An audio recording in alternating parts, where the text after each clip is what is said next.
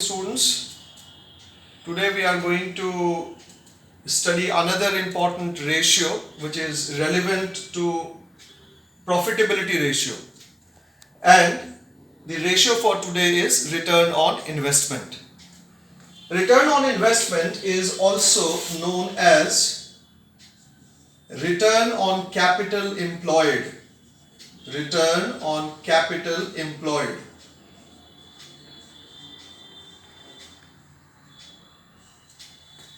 Now we need to understand as to what capital employed is. The another name which is used for return on investment is yield to capital. Yield to capital.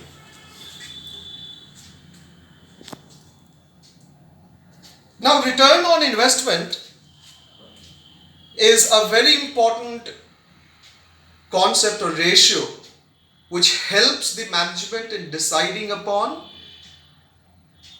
the profitability or the efficiency of its operations. Now the term investment means the deployment of funds of a business in the long-term assets so that it generates profits in coming years. Therefore, capital employed is nothing but the long-term deployment of funds available with a business. Now, the formula that we are using for calculating return on investment is, in short, it is also known as ROI. ROI is equal to profit before interest, tax and dividend, that is preference dividend, divided by capital employed. Multiplied by 100. Again, all the profitability ratios are expressed in percentage. ROI is not an exception to it. Now, what is profit before interest, tax and dividend?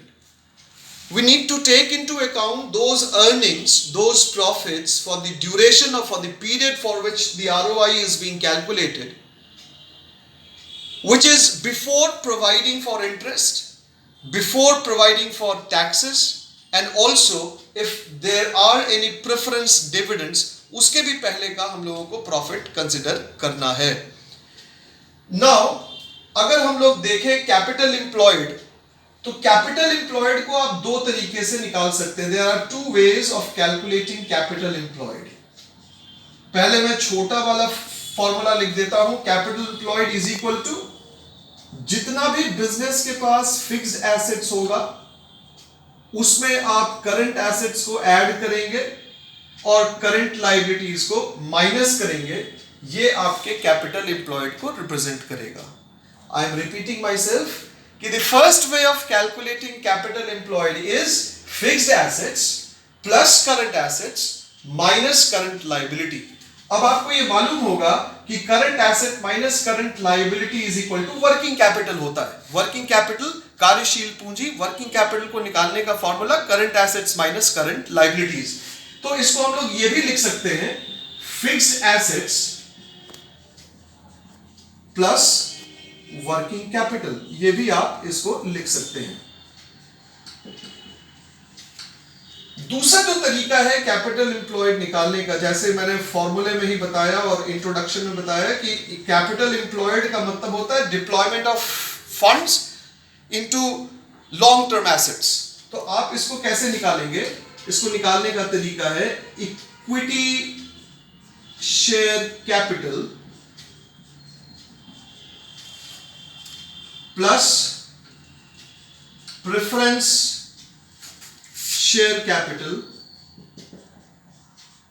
Plus reserves, इनको हम लोग share holders fund भी कहते हैं, plus long term debts जिसमें debentures, bonds, ये सारी चीजें आएंगी.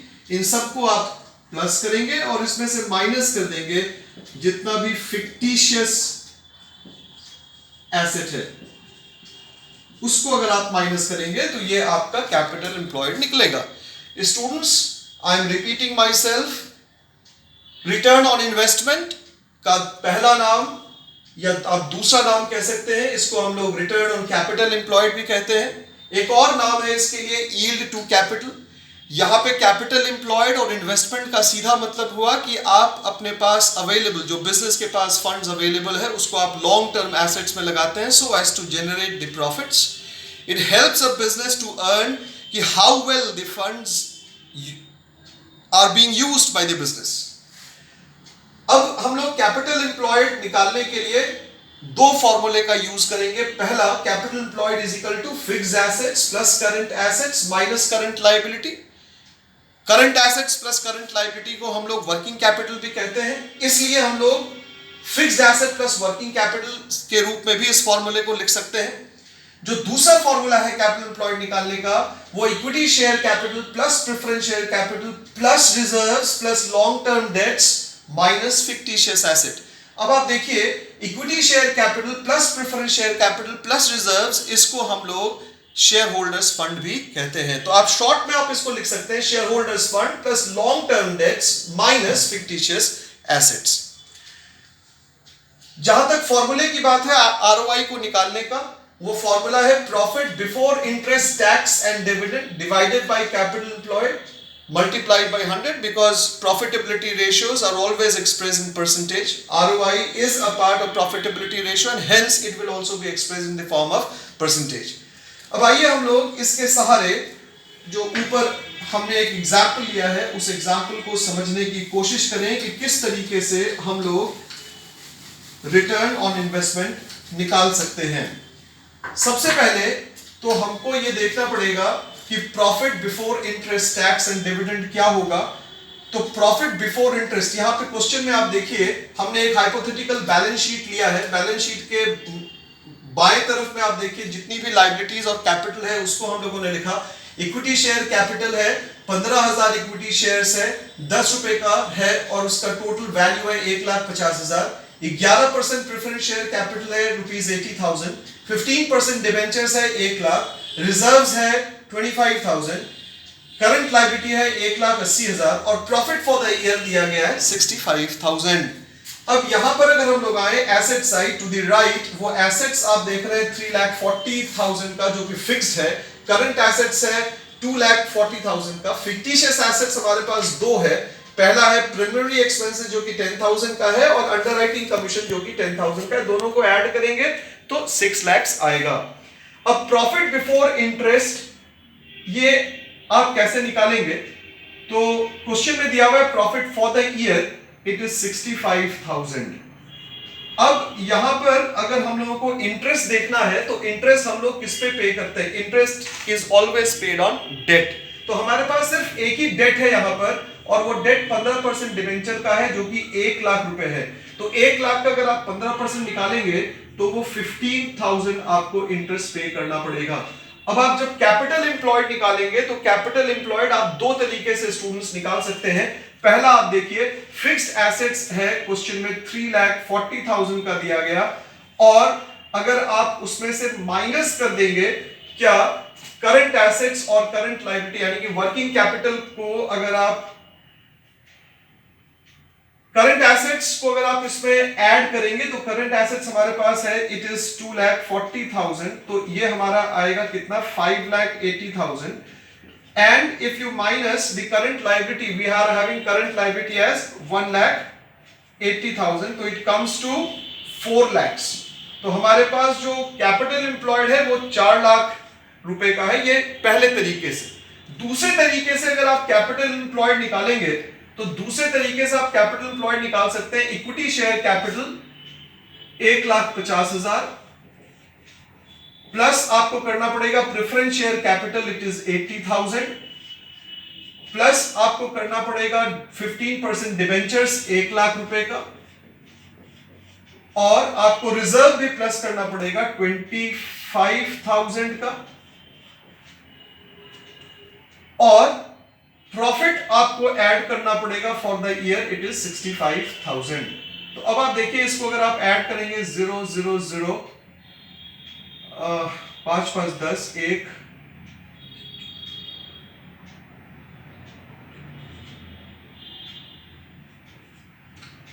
तो हमारे पास जो इन पांचों आइटम्स को ऐड करने से अमाउंट आया it is 4,20,000, that is equity share capital 1,50,000, preference share capital is 80,000, debentures amounting to rupees 1 lakh, reserves rupees 25,000 और profit for the year is 65,000। इसमें से फॉर्मूला के हिसाब से आपको फिक्टिशियस एसेट माइनस करना पड़ेगा।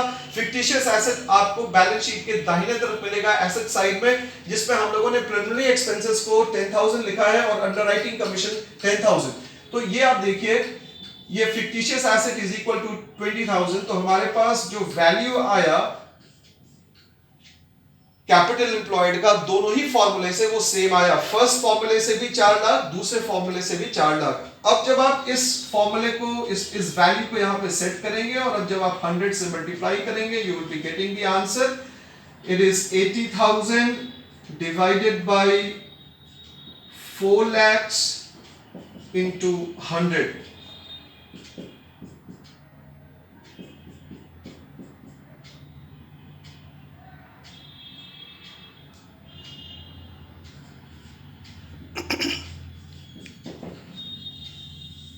तो कैपिटल एम्प्लॉयड इज 20, या the rate of return on investment और the return on the capital employed for the business is 20%।